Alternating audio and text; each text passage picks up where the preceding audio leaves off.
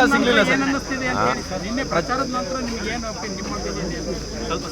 ಪ್ರಚಾರ ಮಾಡಿದ್ಮೇಲೆ ಹೊಸದಾಗಿ ಏನಾದ್ರು ಕೇಳಾಗಿದ್ರೆ ಕೇಳಿ. ನಿನ್ನೆ ಪ್ರಚಾರಕ್ಕೆ ಹೋಗಿದ್ರಿ, ಪ್ರಚಾರದಲ್ಲಿ ಏನಾಯ್ತು, ನಿಮ್ಮ ರೆಸ್ಪಾನ್ಸ್ ಹೆಂಗಿದೆ? ಪ್ರಚಾರ ಈಗ ನಮ್ಮ ನಿರೀಕ್ಷೆಗೂ ಮೀರಿ ಜನರು ಸ್ಪಂದಿಸ್ತಾ ಇದ್ದಾರೆ.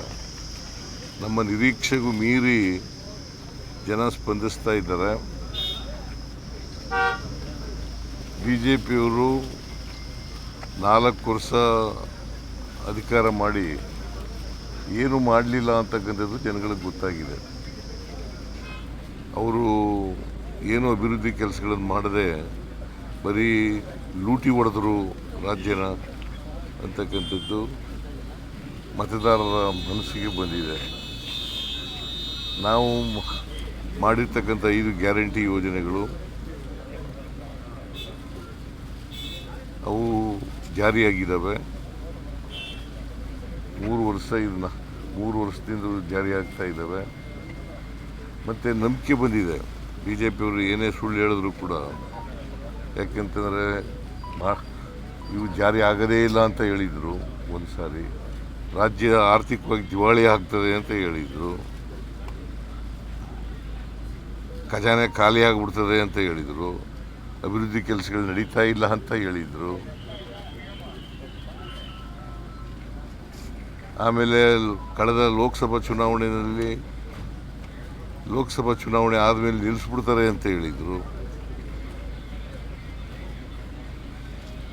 ಈಗ ಮುಂದುವರಿಸ್ತಾ ಇದ್ದೇವೆ. ಪ್ರತಿ ವರ್ಷವೂ ಕೂಡ ಸುಮಾರು 52,000 ಕೋಟಿ ರೂಪಾಯಿಗಳನ್ನು ಖರ್ಚು ಮಾಡ್ತಾ ಇದ್ದೀವಿ. ಪ್ರತಿ ವರ್ಷವೂ ಕೂಡ 52,000 ಕೋಟಿ. ಮಾರ್ಚ್ 24ರವರೆಗೆ 1,31,000 ಕೋಟಿ ಖರ್ಚು ಮಾಡಿದ್ದೀವಿ. ಮಾರ್ಚ್ 31ರವರೆಗೆ 1,31,000 ಕೋಟಿ ಖರ್ಚು ಮಾಡಿದ್ದೀವಿ. ಅದರಿಂದ ಇವನ್ನೆಲ್ಲ ಪ್ರಶ್ನೆನೇ ಇಲ್ಲ. ಇವನ್ನು ಮುಂದುವರಿಸ್ತಕ್ಕಂಥ ಕೆಲಸ ಮಾಡ್ತೀವಿ. ಸೊ ಇವೆಲ್ಲ ಜನಗಳಿಗೆ ಗೊತ್ತಾಗಿದೆ. ಆಮೇಲೆ ಈಗಾಗಲೇ ಪ್ರಸ್ತಾಪ ಮಾಡಿದ್ದೀನಿ ನಾನು, ಸಾಲದ ರಾಮಯ್ಯ ಅಂತ ಹೇಳೋದು.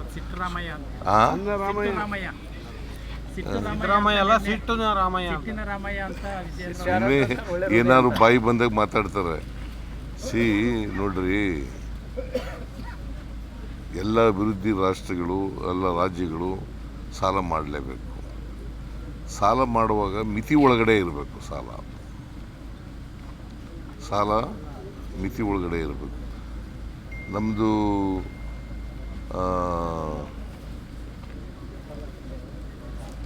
GDP ಎಷ್ಟು ಗೊತ್ತಾ ಕರ್ನಾಟಕದ್ದು?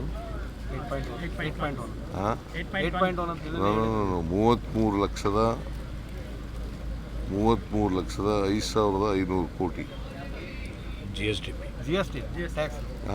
GST ಅಲ್ರಿ, GDP. ರಾಜ್ಯದ GDP, gross domestic product. GDP 33,05,500 ಕೋಟಿ. ಅದರಲ್ಲಿ 25% ಸಾಲ ಇರಬೇಕು. ಅದರಲ್ಲಿ 25% ಸಾಲ ಇರಬೇಕು. ನಾವು 24.94% ಮಾಡಿದ್ದೀವಿ. ಅದರೊಳಗಡೆ ಇದೆಯಾ ಇಲ್ವೋ? ಮತ್ತು ಸಾಲ ಹೆಂಗೆ ಮಾಡಿದ್ದೀವಿ, ಸಾಲ ಜಾಸ್ತಿ ಮಾಡಿದ್ದೀವಿ ಅಂತ ಹೇಳೋದು ಹೆಂಗೆ? ಫಿಸ್ಕಲ್ ರೆಸ್ಪಾನ್ಸಿಬಿಲಿಟಿ ಆಗಿದೆ. ಫಿಸ್ಕಲ್ ರೆಸ್ಪಾನ್ಸಿಬಿಲಿಟಿ ಆ್ಯಕ್ಟ್ 2002ರಲ್ಲಿ ಪಾಸ್ ಮಾಡ್ತು. ಒಂದು ರಾಜ್ಯದ ಆರ್ಥಿಕ ಪರಿಸ್ಥಿತಿ ಚೆನ್ನಾಗಿರ್ಬೇಕಾದ್ರೆ 3 ಮಾನದಂಡಗಳನ್ನು ಹೇಳಿದೆ ಆ ಕಾನೂನಿನಲ್ಲಿ. ಒಂದನೇದು ಫಿಸ್ಕಲ್ ಡಿಫಿಸಿಟ್ಟು 3% ಒಳಗಡೆ ಇರಬೇಕು. GDPಯ 3% ಒಳಗಡೆ ಇರಬೇಕು. ನಮ್ಮದು 3% ಒಳಗಡೆ ಇದೆ. 2.95. ಸಾಲ 25% ಒಳಗಡೆ ಇರಬೇಕು. GDPಯ 25% ಒಳಗಡೆ ಇರಬೇಕು. ರೆವಿನ್ಯೂ ಸರ್ಪ್ಲಸ್ ಇರಬೇಕು. ನಮ್ಮದು ರೆವಿನ್ಯೂ ಸರ್ಪ್ಲಸ್ಸು ಮಾಡೋಕ್ಕಾಗಿಲ್ಲ. ಯಾಕಪ್ಪ ಅಂತಂದರೆ ಕೇಂದ್ರ ಸರ್ಕಾರದವರು ನಮಗೆ ಕೊಡಬೇಕಾಗಿದ್ದಂಥ ಹಣವನ್ನು ಕೊಡಲಿಲ್ಲ. ನಂಬರ್ 1. ನಂಬರ್ 2 ಮಧ್ಯದಲ್ಲಿ ಸೆಪ್ಟೆಂಬರ್ ತಿಂಗಳಲ್ಲಿ GSTಯನ್ನು ರ್ಯಾಷನಲೈಸ್ ಮಾಡಿದ್ರು. ಯಾವಾಗ ಮಾಡಿದ್ದು ಅದನ್ನು? ಸೆಪ್ಟೆಂಬರ್ ತಿಂಗಳಿಂದ ಜಾರಿಗೆ ಬರೋಕ್ಕೆ ಮಾಡಿದ್ರು. ಕಡಿಮೆ ಮಾಡಿಬಿಟ್ರು ಅನೇಕ ಇದನ್ನು. ಯಾಕೆಂತಂದರೆ ಬಿಹಾರ್ ಚುನಾವಣೆ ಇತ್ತು, ಅದಕ್ಕೋಸ್ಕರ ಮಾಡಿದ್ರು. ನಾವೆಲ್ಲ ಅಂದಾಜು ಮಾಡಿದ್ದು GST ಇಷ್ಟು ದುಡ್ಡು ಬರ್ಬೋದು ನಮಗೆ ತೆರಿಗೆನಲ್ಲಿ. 1,20,000 ಕೋಟಿ ತೆರಿಗೆ ಬರಬೇಕಾಗಿತ್ತು. ನಮಗೆ 10,000 ಕೋಟಿ ಕಡಿಮೆ ಆಯಿತು. ಅದರಲ್ಲಿ 10,000 ಕೋಟಿ GST ರ್ಯಾಷನಲೈಸ್ ಮಾಡೋಕ್ಕೆ ಮುಂಚಿತವಾಗಿ, ತೀರ್ಮಾನ ಮಾಡೋಕ್ಕೆ ಮುಂಚಿತವಾಗಿ 10% ಗ್ರೋತ್ ಇತ್ತು ನಮ್ಮ ರಾಜ್ಯದಲ್ಲಿ. 10% ಗ್ರೋತ್, GST ಗ್ರೋತು 10% ಗ್ರೋತ್ ಇತ್ತು. ಅದು 4% ಇಳಿದುಬಿಡ್ತು. ಡೆಫಿಸಿಟ್ ಆಗಿದ್ದರಿಂದ 10,000 crore ಡೆಫಿಸಿಟ್ ಆಗಿದ್ದರಿಂದ ಗ್ರೋತ್ ರೇಟ್ ರೀ, ಅಲ್ಲ ಬೆಳವಣಿಗೆ ದರ 10% ಇದ್ದದು 4% ಇಳಿದುಬಿಡ್ತು. ಅದರಿಂದ ನಮಗೆ 10,000 ಕೋಟಿ ಕಡಿಮೆ ಆಯಿತು. 10,000 ಕೋಟಿ ಕಡಿಮೆ ಆಯಿತು. ಮುಂದಿನ ವರ್ಷ 15,000 ಕೋಟಿ ಕಡಿಮೆ ಆಗುತ್ತೆ. ಆಮೇಲೆ ಕೇಂದ್ರ ಸರ್ಕಾರ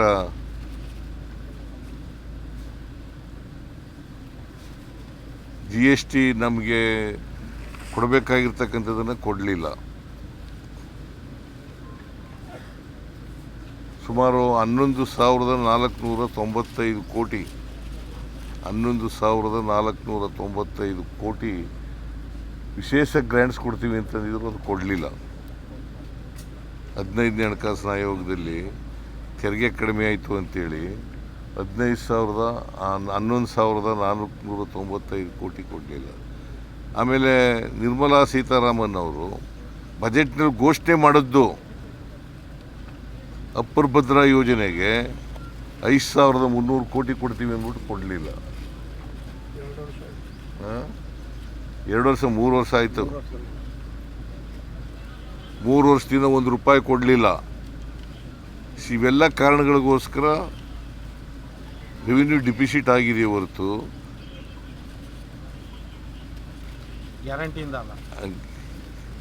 ಗ್ಯಾರಂಟಿಯಿಂದ ಅಲ್ಲ. ಇದನ್ನು ನೀವು ಸ್ಪಷ್ಟವಾಗಿ ಹೇಳಬೇಕು. ಈಗ ವಿಜೇಂದ್ರ ಹೇಳೋದನ್ನೇ ದೊಡ್ಡದಾಗಿ ಮಾಡ್ತೀರಿ. ಹಂಗೇನಿಲ್ಲ. ಇವತ್ತು ನೋಡಿದ್ಯಾ ಪತ್ರಿಕೆಯಲ್ಲಿ? ಆಯ್ತಪ್ಪ, ವಿಜೇಂದ್ರ ನಿಮ್ದು ಅನ್ನರಾಮಯ್ಯ ದೊಡ್ಡದಾಗೆ ಬಂದಿದೆ. ಸರಿ ಆಯ್ಪ. ವಿಜೇಂದ್ರ ಹೇಳೋದು ಸುಳ್ಳು ಹೇಳಿ ಕೇಳ್ತಾರೆ. ಬಜೆಟ್ ಮೊನ್ನೆ ಆಯ್ತಲ್ಲ,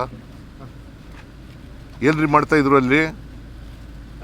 ಬಜೆಟ್ ಚರ್ಚೆ ಆಯ್ತಲ್ರಿ ಅಲ್ಲಿ?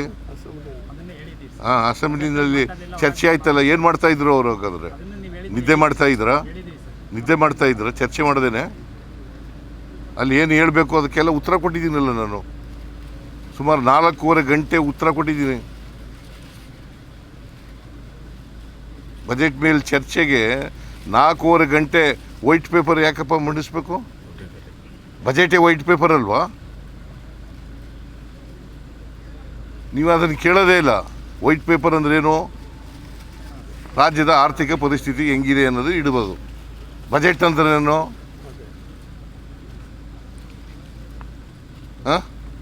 ಆಯಾ ವ್ಯಯ